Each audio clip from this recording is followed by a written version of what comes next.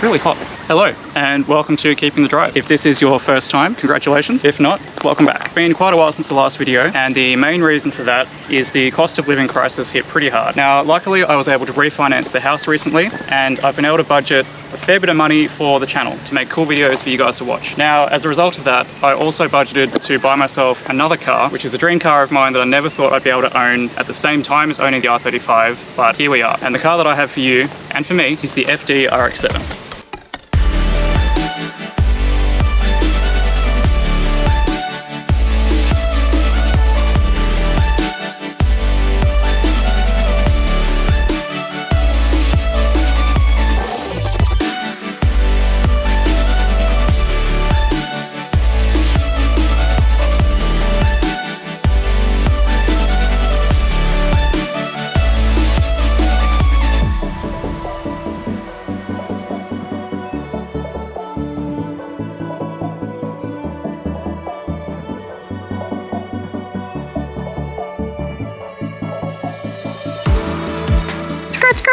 Since getting the car, I've tried not to do anything to it because I wanted to show you exactly what we're starting with, and so you can see all of the progress we make as we go.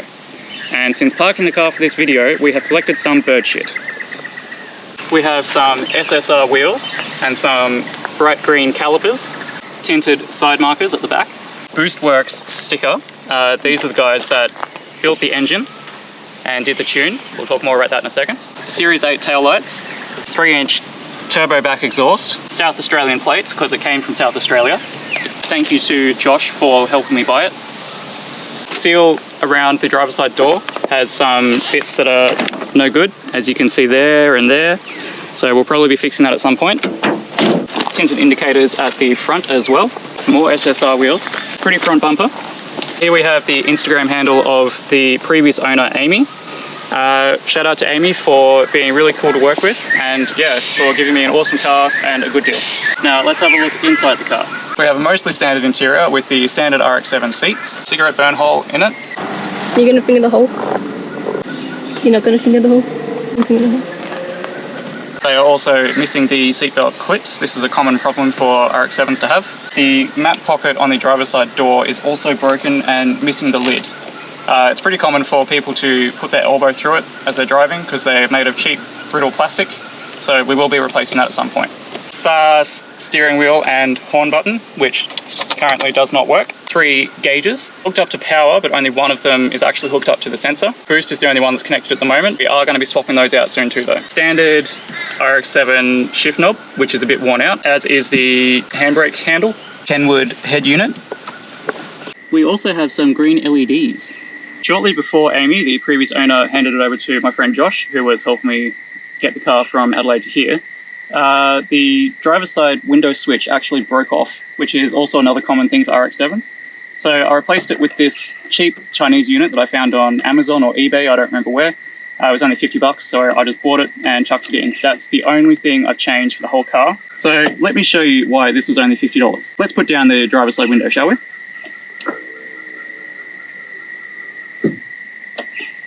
And now the passenger side. China. Biggest complaint with this car has got to be the fact that there are no cup holders anywhere. Not even a single one. We're going to fix that too. We have a cool vinyl on the rearview mirror. Locally hated in some stealthy black vinyl on the black passenger side dash. Also a cheeky nod to The Hangover. But did you die? And let's also talk about this air freshener that came with the car. I cannot take credit for this. And we just collected a B. Now let's have a look at the engine and talk about some of the work that's been done. The most obvious thing is the bright green strut brace and the bright pink radiator pipe. It's been single turbo converted, and it's also been bridge ported and freshly rebuilt about 6,000 Ks ago. So that was all done by BoostWorks, who also tuned the car, and it's currently running about 330 horsepower on a safe tune. One more thing that I forgot to mention before is the car is running on TN coilovers all the way around. These headlights are actually really dim because they're running the standard halogen globes, so that is going to be changed in the future. Another thing I've discovered with this particular FD, we are missing the anchor points for these strings to attach so that when you open the boot, this will come up. So we don't currently have that. So another fun little electrical quirk that we've got, which is another problem really common with FD RX-7s, is the odometer is not visible. All we have at the moment is this orange rectangle. I did notice today, however, that when you're wearing sunglasses, you can see it perfectly. So that's interesting. Another problem with the car is sometimes it takes a few attempts with the key to get the starter motor to engage. So potentially we'll look at fixing that in the future, but it's not a huge issue because it does start eventually anyway. So we'll see how we go with that. And now the moment you've all been waiting for, what does it sound like?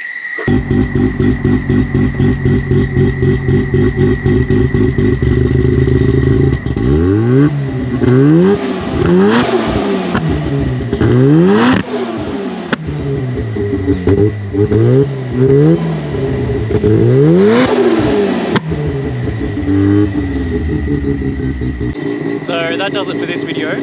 Stay tuned because we have more RX-7 content coming up. See you in the next one.